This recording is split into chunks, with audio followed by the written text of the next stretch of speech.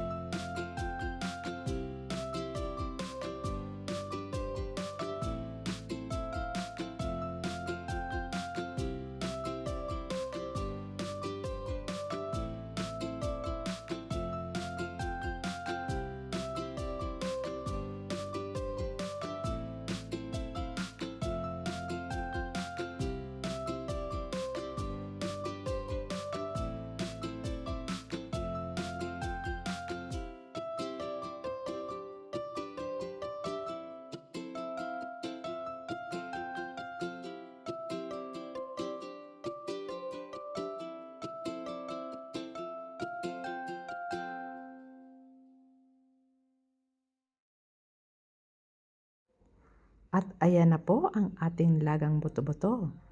Simple lang, masarap at swak sa buong pamilya. Maraming salamat po sa panonood at sana ay nagustuhan ninyo ang aming recipe. Huwag kalimutang mag-like, mag-share at mag-subscribe para sa iba pang lutong Pinoy hanggang sa susunod na luto. Maraming salamat po. Kain na po tayo.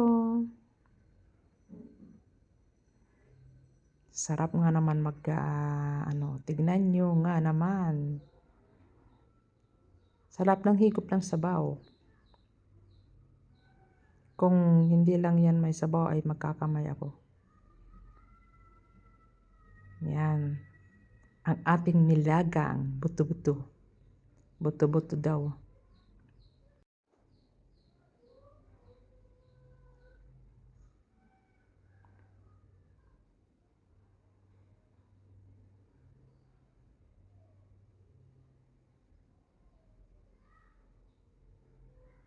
So, ayan yung ating gabi. Masarap yung gabi na yan kasi nga yung, malagkit.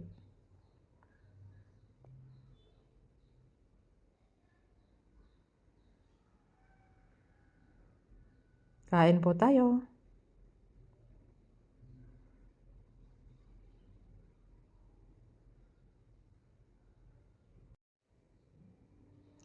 Alam nyo guys, yung buto-buto na yan ay galing yan sa paggawa ko ng tosino.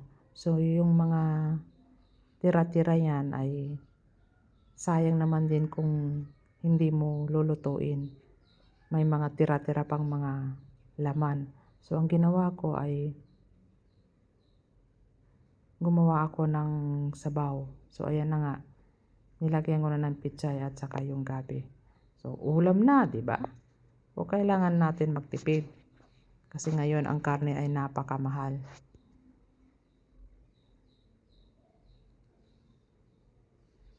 Thank you very much for your watching. Sana nagustuhan nyo ang aking video. Sa susunod ulit.